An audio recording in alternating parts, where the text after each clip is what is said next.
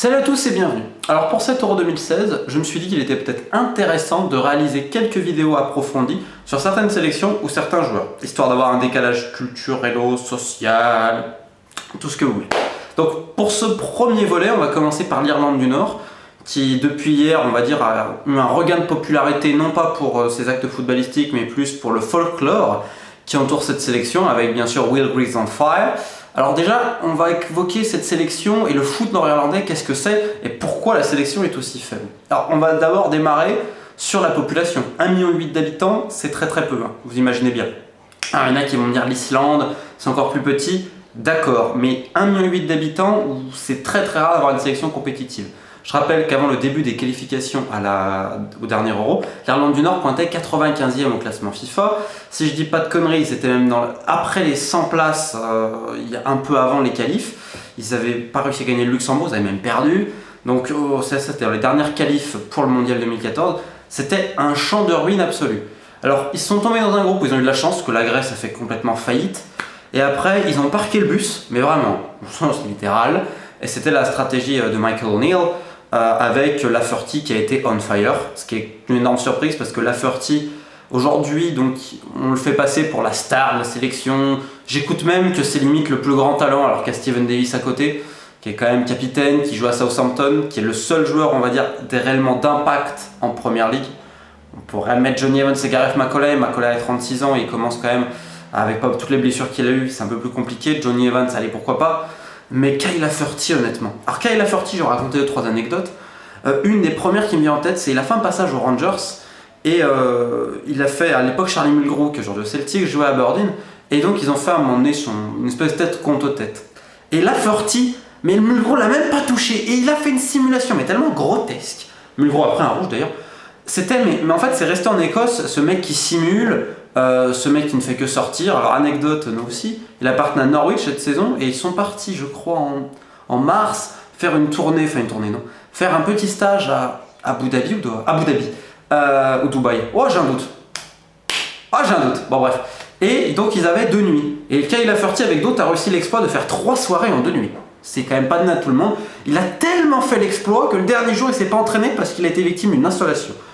Celle-là, elle est cadeau. Lafferty, c'est un mec, quand il était à Sion en Suisse, bon, je pense que toutes les boîtes de nuit vont s'en souvenir, il joue sur l'image du Playboy, enfin c'est ce qu'il a. Bon, après peut-être que ces dames le trouvent mignon, mais il faut comprendre que Lafferty, si vous avez une conversation avec lui, ça va pas voler haut. Hein. Ça me fait penser à un joueur que je connais qui pour 500 francs avait bu la pisse de son coéquipier dans les douches après un match. Enfin bref. Lafferty, c'est un peu ça, vous voyez. Cette anecdote, elle se raconte aussi en Écosse, paraît-il qu'il l'aurait fait, j'ai pas la preuve. La personne que je vous disais, sinon, qui est internationale, qui ne fait pas l'Euro mais qui aurait pu le faire, l'a vraiment fait. Donc ça montre un peu le côté fou, parce que ce mec, Lafferty, qui a eu plusieurs vies en sélection, il a été banni, après il a été repris et tout ça. Aujourd'hui, on en fait passer comme une star. Ils ont renommé l'aéroport de Belfast, George Best Airport, Lafferty Airport pour hier, pour une journée. Bon, le geste est beau, parce qu'évidemment, tout le pays est derrière. Vous imaginez bien avec ce qu'il y a eu sur les Trolls et autres, mais c'est pas le thème de la vidéo aujourd'hui. C'est super important. Alors évidemment, aujourd'hui on parle de Will Grigg. Qui est ce mec-là? C'est un joueur né en Angleterre, un attaquant qui a toujours évolué en 3e division anglaise. Il a commencé à Walsall, où il a fait une saison de fou. Il est parti à Brentford après, qui est un club de l'ouest londonien, qui essayait de jouer la montée en D2. Et là, alors il a eu 50 000 chances de briller. Il jouait avec Clayton Donaldson en pointe. Et il a mis, je crois, 4 ou 6 buts en 30 et quelques matchs. Will Grigg, de tous les égos que j'ai eu, alors c'est génial ce qui lui arrive. Mais c'est peut-être pas la meilleure personne à qui il fallait que ça arrive. On va dire que Will Grigg, c'est Monsieur Will Grigg, vous voyez hein, et ça, je le tiens pas d'une personne, je le tiens de 4 ou 5. Il n'a pas une réputation super bonne, notamment son passage à Brentford, où il a été, je vais citer un employé du club, c'est un petit con. C'est un peu ce qui ressortait malheureusement pour lui. Visiblement, il a un peu changé, puisqu'il a pris un énorme échec à Brentford. Brentford l'a laissé partir. Et là, il a fini meilleur buteur de 3e division anglaise avec Wigan. Donc j'ose espérer que c'était la jeunesse, je pense. Il s'est sans doute comporté comme un petit con aujourd'hui. Plus mature. Alors évidemment, ce chant est incroyable. Ça a été fait par un fan de Wigan, d'ailleurs à la base, à qui le président de Wigan a donné un abonnement pour la saison prochaine, vu le succès de Will Griggs on Fire. Un groupe anglais, j'ai noté le nom, Blonde, a d'ailleurs sorti un single qui cartonne dans la iTunes Charts, qui est en top 10. Et en fait, tous les bénéfices sont reversés à une association caritative de Wigan. Donc il faut saluer cette initiative. Et c'est un peu cette joie, cette passion, ce côté déraisonnable qui caractérise la section nord-irlandaise. L'attaquant Josh Magennis, était jusqu'à ses 17 ans international nord-irlandais, certes, mais il jouait gardien. Il était à Cardiff et puis finalement il a eu envie de jouer dans le champ. Son entraîneur pensait qu'il pouvait. Il a fait arrière droit à Aberdeen, ailier droit, ailier gauche, alors qu'il n'a pas de pied gauche. Et aujourd'hui il est attaquant et il joue pour la sélection. Il a mis un but en 15 sélections. C'est un joueur, c'est une bonne personne, un peu nonchalant parfois, qui est très puissant et qui va très vite. Mais alors, techniquement, vous imaginez bien, le mec a été gardien jusqu'à ses 17 ans. Je ne sais pas si on se rend compte. Il en a 24 ou 25 aujourd'hui, c'est quand même une prouesse. Je ne sais pas combien de joueurs peuvent jouer 3 postes. Peuvent jouer arrière droit, attaquant, gardien. Et même ailier. C'est un peu l'homme à tout faire. Il y a aussi Niall McGinn, qui est l'ailier d'Aberdeen, car son chant est très drôle. C'est à Aberdeen, donc c'est en dernière écossaise. Son chant c'est Niall McGinn, he can play right, he can play left. Bon, je ne me rappelle plus exactement, mais à la fin, ça dit, en gros, quand on voit jouer Niall McGinn, on pense que Cristiano Ronaldo est une merde. Parce que c'est quelqu'un qui est un peu spectaculaire, capable de faire des gestes et tout.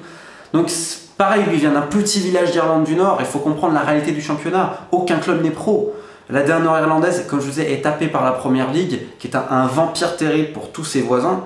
Et donc, on a Linfield, qui est le très gros club, le plus populaire et le plus détesté d'Irlande du Nord, qui joue à Windsor Park, qui est le stade de la sélection nationale, qui aujourd'hui a racheté Roy Carroll, il était libre, qui a 38 ans et qui est le deuxième gardien de la sélection. Donc, ils ont un peu plus d'argent que les autres, parce que la fédération leur donne un peu plus d'argent, parce qu'ils louent leur stade pour jouer. Et puis ils ont un peu plus de fans, mais ils vont faire quoi? 2-3 000 personnes. Pour les derbies, on peut monter à 7-8 000. Mais c'est tellement petit, il y a tellement la concurrence de la Première Ligue, des clubs écossais aussi, les Rangers. Les Rangers, c'est super populaire à Belfast. Et c'est très compliqué. Alors je vais citer plusieurs fans que j'ai eus, parce qu'il y a un côté délirant dans le football nord-irlandais. Ça vaut à peu près aller. La D6 anglaise, l'année dernière, donc pour la qualification Ligue des Champions de Crusaders, club de Belfast dont le surnom est de Hatchet Men. Littéralement les hommes de main. Alors, vous imaginez le surnom. D'ailleurs, on voit quelqu'un avec une grande hache, une grande épée sur leur logo. Bon, Crusaders, ce club de Belfast, dans les années 90, je vais faire un petit peu de sociologie, c'est cité d'une personne qui travaillait au club, un catholique ou un protestant? Un catholique, oui. Ne pouvait pas rentrer dans le social club, sinon c'était complètement mort. Aujourd'hui, ça a bien changé. Ils ont un partenariat en jeune avec un club de confession catholique, Newington Youth. Donc ça a énormément changé, mais c'est un côté très comique, comme je vous le disais. L'année dernière, donc, ils sont qualifiés en Ligue des Champions. Premier tour préliminaire, super. Le coach n'est pas là, il est en vacances. Le coach était là au premier match ou pas? Non, il n'était pas là. Le capitaine Colin Coates, qui est international défenseur, il était à Benidorm en train de se saouler avec ses potes. C'est une station balnéaire en Espagne où beaucoup de Britanniques vont. Bref, il y a un côté, il n'était pas là pour le retour non plus. Bon, ils sont qualifiés, un miracle. Ils arrivent au deuxième tour préliminaire où ils n'ont pas été ridicules. Leur meilleur joueur, Hitley, qui est un lutin génial, comme j'appelle un ailier, il n'était pas là aux 2 matchs retour parce que sa banque n'a pas voulu le libérer. Il travaille à l'Ulster. Donc au match aller, ils ont fait des pieds et des mains pour arriver à le libérer. Donc ça, c'est la réalité du football nord-irlandais. C'est par exemple à Cliftonville, qui est un autre club de Belfast. Alors lui a, on va dire, à image catholique. Ils sont, on va dire, très amis avec le Celtic. Alors eux, c'est exceptionnel. Une anecdote dans les années 80-90. Je remercie Barry McCain, c'est son père qui m'a donné cette anecdote. Un type est venu avec un cygne mort. Donc, il faut s'imaginer la pensée du mec. Il est venu avec un cygne mort. Il s'est dit, bon bref, il rentre dans le stade et il y a eu une bagarre et donc il a défoncé un flic avec un cygne mort à l'intérieur du stade. Alors là, évidemment, j'ai beau chercher, j'ai vu des trucs improbables en Écosse, mais le cygne mort, c'est au-dessus de tout. Et vous prenez même les fans de Hearts. Hearts, c'est un club de D2. Je les remercie parce qu'ils sont adorables. Il y a un écrivain local qui a écrit des bouquins sur Hearts. Hearts, ils font 200 spectateurs. Vous imaginez ce côté fan. Il faut aller dans les stades, il faut aller jouer à Lisburn Distillery. Lisburn Distillery, qui sont descendus en Détroit d'ailleurs, je crois. C'est un stade où autour, vous avez une piste et c'est les lévriers qui courent. Vous avez une tribune tout au loin, vous êtes super loin, c'est ouvert à tous les vents, c'est en dehors de la ville. Lisburn Distillery, c'est peut-être le pire stade du Royaume-Uni. Et ça, c'est l'Irlande du Nord, c'est un côté complètement déjanté. Un fan de Portadown, Peter Crew, me disait, je lui disais, c'est quoi Portadown pour toi? Et il m'a dit, c'est mon unique amour. Il faut se rendre compte d'un club où les joueurs, ça vaut de la D6, D7 anglaise. On a des mecs payés à 80 pounds, on a des joueurs un peu grassouillés. Je pense au gardien Connor Devlin, qui a des formats United, Barberousse comme je l'appelle. Je pense à Liam Boyce, qui est international après, qui est parti en Écosse, qui a perdu 14 kilos, alors que c'était le meilleur buteur d'Irlande du Nord. Imaginez-vous le meilleur buteur qui a 14 kilos de trop. 14, hein, pas 2. Bref, c'est tout ça, c'est tout ce côté très comique. J'en parlais aussi avec Johan Lacroix, qui est un gardien français qui a joué là-bas. Mais t'adores parce qu'il y a ce côté fou, il y a ce côté passionné. Et comment tu peux expliquer que des mecs vont se taper tout le pays, sous la pluie surtout, parce que le temps en Irlande du Nord, il faut être préparé, hein. Et ils vont aller poser une bannière et ils vont être 20 à supporter Hearts en déplacement contre Venzemarais alors que leur équipe a du mal à aligner 3 passes. Comme me disait encore ce fan de Hearts dont j'ai oublié le nom et je le remercie, dans les années en 2012-2013 quand je crois qu'ils gagnent le titre, la stratégie c'était simple. 4-4-2, les deux mieux centraux n'avaient jamais la balle, ils étaient juste là pour tacler. Il m'a dit que c'était un football très moche mais c'était marrant.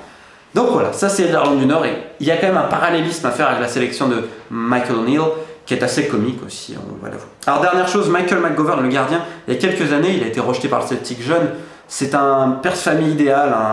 Par exemple, les Christmas parties qui sont des beuveries terribles pour les joueurs, lui il n'y va même pas parce qu'il ne boit pas, il va boire une coupe de champagne. C'est le professionnel absolu qui vivait en D2 écossaise à Falkirk à l'époque où il avait du mal à payer son loyer tellement il était peu payé. Mais Desireen continue à penser à son rêve. Aujourd'hui, il a Hamilton en D1 écossaise et il est évidemment pas très bien payé. Je peux vous dire que son salaire, allez, ça doit être quoi? S'il a 700 pounds la semaine, allez, entre 700 et 1000, il n'aura pas plus.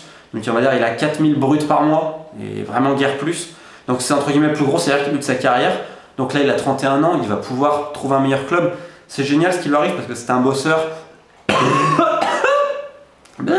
C'est un mec absolument adorable. Et c'est un très bon gardien aussi. Et le voir qu'il a pris cette place de numéro 1, ça montre que finalement le football, et ben quand tu crois vraiment en toi, quand tu es sérieux, quand tu as quelque chose, tu peux y arriver. Et donc, l'exemple de McGovern, c'est l'exemple de l'Irlande du Nord. N'écoutez pas la Fertie, n'écoutez pas Will Grigg. Le véritable exemple, la vraie belle histoire, c'est celle-là. Il y en a plein d'autres, mais si je devais en retenir une, c'est lui. Et d'ailleurs, il est libre cet été, donc libre à tous les clubs de le prendre, même si je mets une piécette sur Aberdeen.